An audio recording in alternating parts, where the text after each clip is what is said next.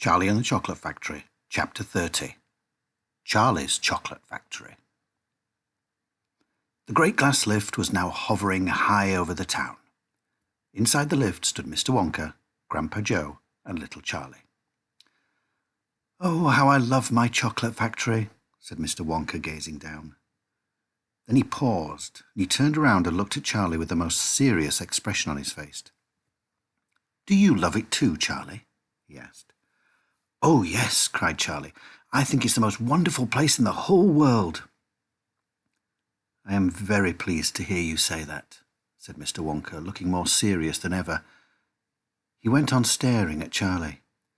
"Yes," he said, "I am very pleased indeed to hear you say that. And now I shall tell you why."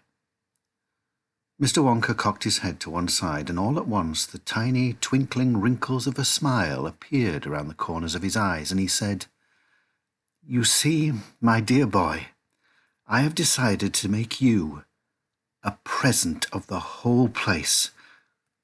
As soon as you're old enough to run it, the entire factory will become yours." Charlie stared at Mr. Wonka. Grandpa Joe opened his mouth to speak, but no words came out. "It's quite true," Mr. Wonka said, smiling broadly now. "I really am giving it to you. That's all right, isn't it?" "Giving it to him?" gasped Grandpa Joe. "You must be joking." "I'm not joking, sir. I'm deadly serious." But, why should you want to give your factory to little Charlie?" "Listen," Mr. Wonka said. "I'm an old man. I'm much older than you think. I can't go on forever. I've got no children of my own, no family at all. So who is going to run the factory when I get too old to do it myself? Someone's got to keep it going, if only for the sake of the Oompa Loompas.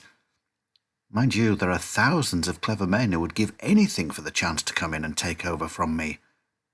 But I don't want that sort of person. I don't want a grown-up person at all. A grown-up won't listen to me. He won't learn. He'll try to do things his own way and not mine. So I have to have a child.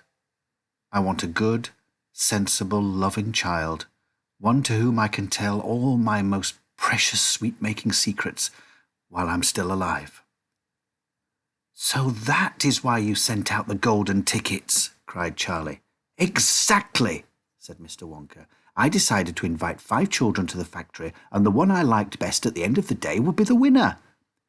"But, Mr. Wonka," stammered Grandpa Joe, "do you really and truly mean that you are giving the whole of this enormous factory to little Charlie?" "After all—" "There's no time for arguments," cried Mr. Wonka. "We must go at once and fetch the rest of the family, Charlie's father and his mother and anyone else that's around. They can all live in the factory from now on. They can all help to run it until Charlie is old enough to do it by himself. Where do you live, Charlie?" Charlie peered down through the glass floor at the snow-covered houses that lay below. "It's over there," he said, pointing. "In that little cottage right on the edge of the town. The tiny little one." "I see it," cried Mr. Wonka, and he pressed some more buttons and the lift shot down towards Charlie's house. "I'm afraid my mother won't come with us," Charlie said sadly. "Why ever not?" "Because she won't leave Grandma Josephine and Grandma Georgina and Grandpa George." "But they must come too." "They can't," Charlie said. "They're very old and they haven't been out of bed for 20 years. "Then we'll take the bed along as well, with them in it," said Mr. Wonka. "There's plenty of room in this lift for a bed." "But you couldn't get the bed out of the house," said Grandpa Joe. "It won't go through the door." "You mustn't despair," cried Mr. Wonka. "Nothing is impossible. You watch."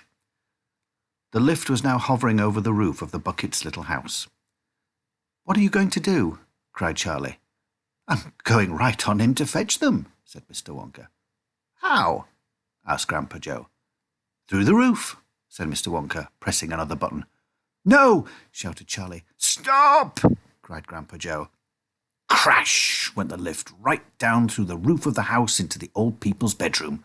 Showers of dust and broken tiles and bits of wood and cockroaches and spiders and bricks and cement went raining down on the 3 old ones who were lying in bed, and each of them thought that the end of the world was come. Grandma Georgina fainted. Grandma Josephine dropped her false teeth. Grandpa George put his head under the blanket, and Mr. and Mrs. Bucket came rushing in from the next room. "Save us!" cried Grandma Josephine. "Calm yourself, my darling wife," said Grandpa Joe, stepping out of the lift. "It's only us." "Mother!" cried Charlie, rushing into Mrs. Bucket's arms. "Mother! Mother, listen to what's happened. We're all going back to live in Mr. Wonka's factory, and we're going to help him to run it, and he's given it all to me, and...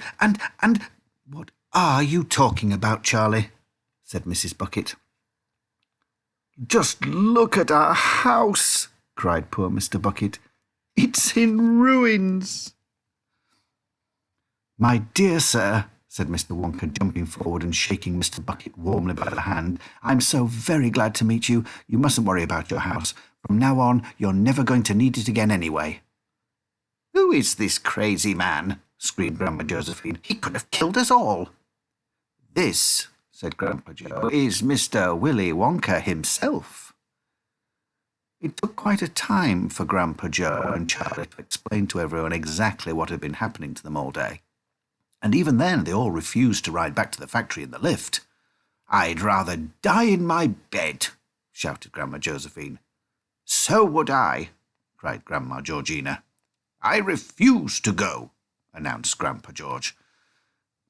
So Mr. Wonka and Grandpa Joe and Charlie, taking no notice of their screams, simply pushed the bed into the lift. They pushed Mr. and Mrs. Bucket in after it. Then they got in themselves. Mr. Wonka pressed a button. The doors closed. Grandma Georgina screamed, and the lift rose up off the floor and shot through the hole in the roof out into the open sky. Charlie climbed onto the bed and tried to calm the three old people who were still petrified with fear. "Please don't be frightened," he said. "It's quite safe, and we're going to the most wonderful place in the world." "Charlie's right," said Grandpa Joe. "Will there be anything to eat when we get there?" asked Grandma Josephine. "I'm starving. The whole family is starving." "Anything to eat?" cried Charlie, laughing. "Oh, you just wait and see."